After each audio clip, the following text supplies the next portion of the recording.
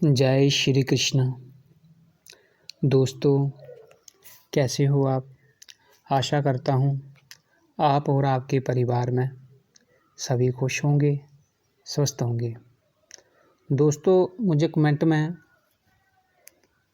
एक तो भाई ने ऐसा कमेंट किया था कि गुरुजी कोई ऐसी साधना बताओ जिससे कि शत्रु को स्तंभित किया जाए, बहुत परेशान करता है।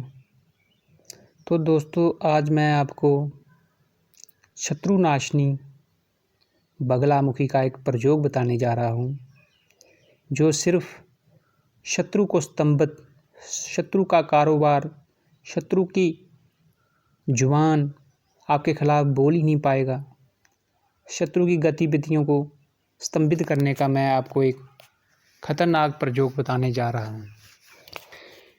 प्रयोग बताने से पहले मैं आप सभी भाइयों के आगे हाथ जोड़कर विनती करता हूँ। दोस्तों, शत्रु नाश करने के लिए बगलामुखी का जो प्रयोग होता है, ये अति तीव्र और बहुत ही जल्दी प्रभाव करता है, क्योंकि इस देवी को जो डिपार्टमेंट सौंपा है वो है ही स्तंभित करने का, शत्रु नाश करने का। इसलिए इसका प्रयोग करने से पहले 10 बार सोच लें। अगर आप इसका गलत प्रयोग करोगे किसी शरीफ व्यक्ति पर, किसी ऐसे व्यक्ति पर जो धर्म में चलता हो और भगवान को मानने वाला हो, सीधा साधा हो, तो ये प्रयोग आप पर भी उल्टा पड़ सकता है।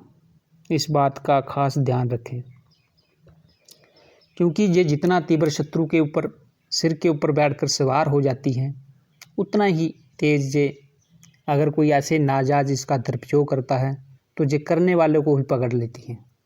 ये इस मंत्र की खासियत है कि कोई भी मंत्र हो बगलामुखी का, पहले नंबर तो दोस्तों यूट्यूब से या कोई किताब से, खासकर बगलामुखी का। बाकी देव देवता इतने उग्र नहीं हैं, लेकिन खासकर जो बगलामुखी ब्रह्म अस्त्र विद्या है, ये बहुत ही खतरनाक है। इसका कोई भी मंत्र लेकर आप ऐसे उसका जाप मत करें, तभी इसका जाप करें। पहले इस मंत्र की आप कोई भी बगलामुखी का मंत्र अगर आप करना चाहते हो, पहले उसकी गुरु दीक्षिता लें, नहीं तो आप पर ये भारी पड़ सकता है। सावधानी पूर्वक इसका साधना करें। गुरु दीक्षित करने का, गुरु मंत्र का मतलब ये होता है किसी योग्य पुरुष से उस मंत्र को 3 बार ग्रहण करना और फिर उस मंत्र का एक छोटा सा अनुष्ठान किया जाता है, जिससे वो मंत्र जागृत हो जाता है। फिर आप उसका कभी भी किसी भी टाइम अपने लिए भी, किसी और दूसरे व्यक्ति के लिए भी उसका प्रयोग कर सकते हो। जो ये मंत्र हैं मैं आपको 3 बार बोल के बता दूंगा, लिखित रूप में भी आपको वीडियो में दे दूंगा। लेकिन मेरी जो गुरु दक्षिणा है, हर मंत्र का ऋण होता है। वो ऋण ये होता है कि जिस गुरु से 3 बार उस मंत्र को सुना जाता है तो उसको दक्षिणा दी जाती है। मेरी दक्षिणा बस यही है कि आप किसी शरीफ व्यक्ति पर इसका प्रयोग ना करें, और मुझे आपसे कोई दक्षिणा नहीं चाहिए। मेरी जितनी दक्षिणा काफ़ी है। मैं ये गुप्त मंत्र इसलिए दे रहा हूँ क्योंकि कुछ ऐसे भी व्यक्ति होते हैं जिनका समाज में ताकतवर लोग जीना हराम कर देते हैं। तो उनसे बचाव के लिए, अपने घर की सुरक्षा के लिए इसका प्रयोग कर सकते हो। पहले मैं आपको मंत्र 3 बार पढ़ के बताऊंगा, फिर आप इसका प्रयोग कर सकते हैं। लेकिन प्रयोग करने से पहले एक बात का ध्यान रखें, किसी शरीफ व्यक्ति पर इसका प्रयोग ना कर दें, ताकि ये विद्या आप पर ही भारी पड़ जाए।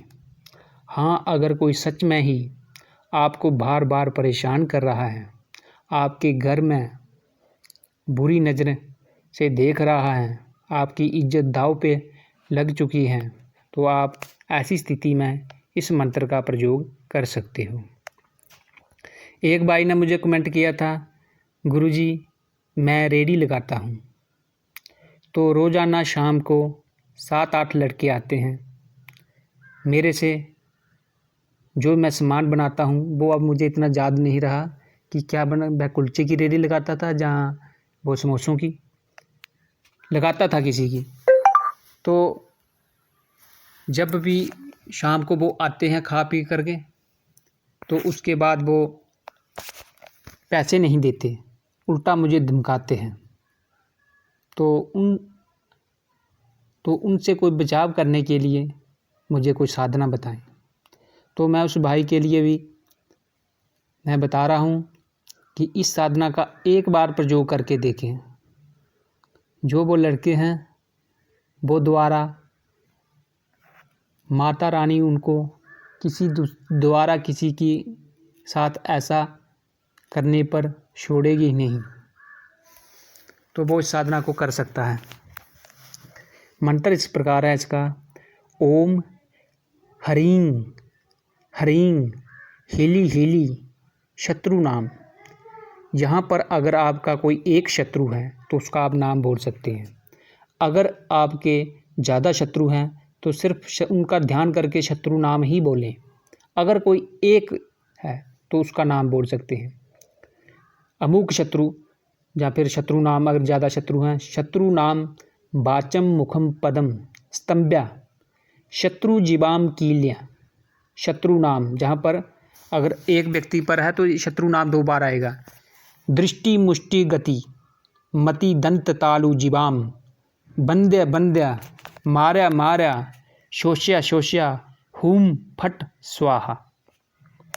ओम ह्रीं ह्रीं हैली हिली शत्रुनाम वाचम मुखम पदम स्तंभ्या शत्रुजीवाम कील्य शत्रुनाम दृष्टि मुष्टि गति मति दंत तालु जीवाम बंद्या बंद्या मार्या मार्या शोष्या शोष्या हुम फट स्वाहा। ओम ह्रीं ह्रीं हिली हिली शत्रुनाम वाचम मुखम पदम स्तंभ्या शत्रुजीवाम कील्या शत्रुनाम दृष्टि मृष्टि गतिमति दंत तालु जीवाम बंद्य बंद्य मार्या मार्या शोष्य शोष्य हुम फट स्वाहा। दोस्तों, पहले आप नवरात्रों में, दीपावली में, होली में या फिर किसी ग्रहण काल में आप पीसी हुई हल्दी, जो बाज़ार से हवन मिलता है, वो हवन लें। उसमें 200 ग्राम, आधा केजी हल्दी लें, आधा केजी आप हवन लें, उसमें 200 ग्राम हल्दी मिला लें और थोड़े से चावल, 100 ग्राम चावल, 100 ग्राम तिल और 100 ग्राम सीधा नमक मिलाकर कड़वे तेल से इसको मिलाकर आप पहले एक माला का हवन करें इस मंत्र को जागृत करने के लिए। पीले वस्त्र पहनकर माता एक दिन में ही ये जागृत हो जाता है। बहुत ही खतरनाक मंत्र है, ज़्यादा इसको जाम दाम करने की ज़रूरत नहीं। सिर्फ 108 आहुति दी जाएगी। मंत्र को पहले कंठस्थ कर लें। तो आपने दक्षिण दिशा की ओर मुँह करके आपने आगे हवन कुंड, जहाँ कोई चिंगारी जो हवन करने वाली होती हैं वो आगे रखें। हवन बना के तैयार करें। पीले आसन पर बैठें और पीले कपड़े पहनें। पीला रुमाल अपने सिर के ऊपर रखें और माथे पर पीला तिलक लगाएं। 3 बार पानी का सेचन करें, छिड़काव करें अपने ऊपर तिलक लगाकर। सबसे पहले सुरक्षा घेरा लगाएं। सुरक्षा घेरा हर साधना में लगाना जरूरी होता है।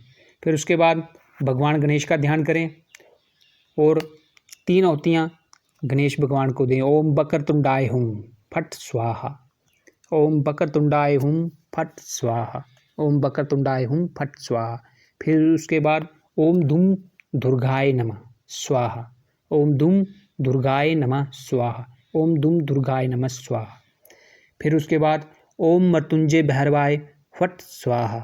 ओम मृत्युंजय भैरवाय फट स्वाहा। ओम मृत्युंजय भैरवाय फट स्वाहा। ये 3 ओतियाँ दे दें। फिर उसके बाद एक कुल देवता का नाम लेके ओम कुल देवताय स्वाहा, ओम पितर देवताय स्वाहा, सबको एक एक ओती दे दें। फिर उसके बाद नवग्रहों का ध्यान करके 9 ओतियाँ उनको दे दें। ओम सोमाय स्वाहा, ओम भौमाय स्वाहा, ओम बुधाय स्वाहा, ओम गुरुवे स्वाहा, ओम शुक्राय स्वाहा, शनिचराय स्वाहा, ओम सूर्याय स्वाहा। 7 ओतियाँ देने के बाद 10 ओतियाँ 10 दिक्पालों को दें। 10 ओतियाँ दे दें। ओम दिक्पालाय स्वाहा, ओम 10 दिक्पालाय स्वाहा, ओम 10 दिक्पालाय स्वाहा, 10 ओतियाँ जे दे दें। उसके बाद दोस्तों आपने इस हवन को शुरू करना है। एक माला का हवन कर हाथ में पहले हवन इस मंत्र का हवन करने से पहले हाथ में जल लें और संकल्प करें अपना गोत्र, अपना नाम, तिथि और स्थान का नाम लेकर माता बगलामुखी से प्रार्थना करें मन ही मन, हे माता बगलामुखी, मैं आपके आज मैं इस गोत्र मेरा जे नाम है, इस तिथि को मैं आपके इस मंत्र को जागृत कर रहा हूँ। अपने गुरु का नाम, जिससे भी आपने ये 3 बार ये मंत्र सुना उसका नाम, मैं उसका शिष्य हूँ और इस मंत्र को जागृत करने हेतु मैं इसका हवन कर रहा हूँ। अग्नि रूप में आकर मेरा ये हवन स्वीकार करो। फिर उसके बाद एक माला का ये हवन करें और ये फिर पूर्ण होती जो 108 होती देकर उसके बाद जो पूर्ण होती होगी वो सूखा गोला होता है गरी का, उसको ऊपर से काट कर उसमें हवन डालकर थोड़ा शहद डालकर और पंचमेवा डालकर उसको भरें और फिर उसकी पूर्ण होती है नमः स्वाहा। ऐसे करके आप जी अपना छोटा सा जे अनुष्ठान करके इस मंत्र को जागृत कर लें। फिर आपको कभी भी शत्रु के लिए प्रयोग करना हो तो उसमें 36 नींबू, एक माला का हवन और 36 नींबू। पहले आपने इस मंत्र का एक माला का हवन करना है। फिर आपने एक नींबू जो 36 नींबू अपने आगे रखें। हवन करने की यही विधि रहेगी। तो फिर आपने एक नींबू लेना है और एक लोहे की जो पिन होती है, एक बार मंत्र पढ़ना है, उस शत्रु का ध्यान करके पिन नींबू को लगा देनी है। नींबू को हल्दी लगा लें, सभी नींबुओं को पानी में मिक्स करके हल्दी से रंग लें। फिर दूसरा नींबू लें, उसी को एक बार मंत्र पढ़ें और उसमें पिन सुई घुसा दें।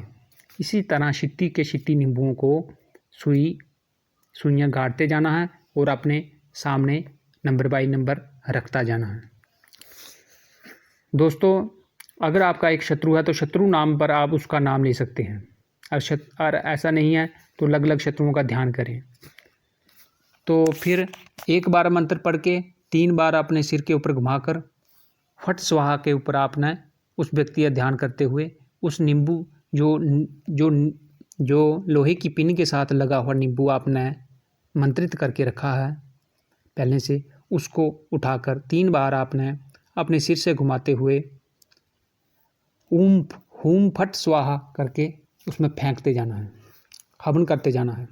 इसी तरह 36 बार मंत्र पढ़ के आपने 36 नींबुओं की ओती देनी है। तो और लास्ट में एक नींबू काट कर उसकी बलि चढ़ा देनी है आपने। फिर उसके बाद आपका ये एक ही दिन का प्रयोग है। अगर कोई आपका अदालत कोर्ट कचहरी में अगर आपका केस है तो वहाँ पे कोई भी शत्रु आपके खिलाफ गवाही नहीं दे पाएगा, वहाँ तक पहुँच ही नहीं पाएगा। तो लेकिन दोस्तों इस बात का ये खतरनाक प्रयोग है, अगर लगातार इसका 36 दिन अगर ये प्रयोग किया जाए तो आपका शत्रु इस दुनिया को छोड़कर चल बसेगा। लेकिन ऐसा प्रयोग ना करें। अगर आपने इसका गलत प्रयोग किया तो 24 मिनट के बाद ही आपको इसका असर दिख जाएगा। ये ज़्यादा टाइम नहीं लगाता। एक घड़ी कितनी होती है? 24 मिनट की। 2.5 घड़ियों का 1 घंटा होता है और एक घड़ी 24 मिनट की होती है। अगर आपने इसका दुरुपयोग किया तो 24 मिनट के बाद आपको इसका असर आपको खुद पता चल जाएगा कि इधर प्रयोग करने का नतीजा क्या होता है। तो इसलिए मैं आपको बार बार समझा रहा हूँ कि इसको आप नोट करके रख लो। कभी अगर आपको इसकी ऐसी ज़रूरत पड़ी तो तभी इसका प्रयोग करें, वरना इसका मजाक में या ट्राई करने के लिए ये जो बगलामुखी विद्या है ये ट्राई करने के लिए या मजाक करने के लिए नहीं है। तो इसी के साथ मैं इस वीडियो को विराम देता हूँ। जय श्री कृष्ण।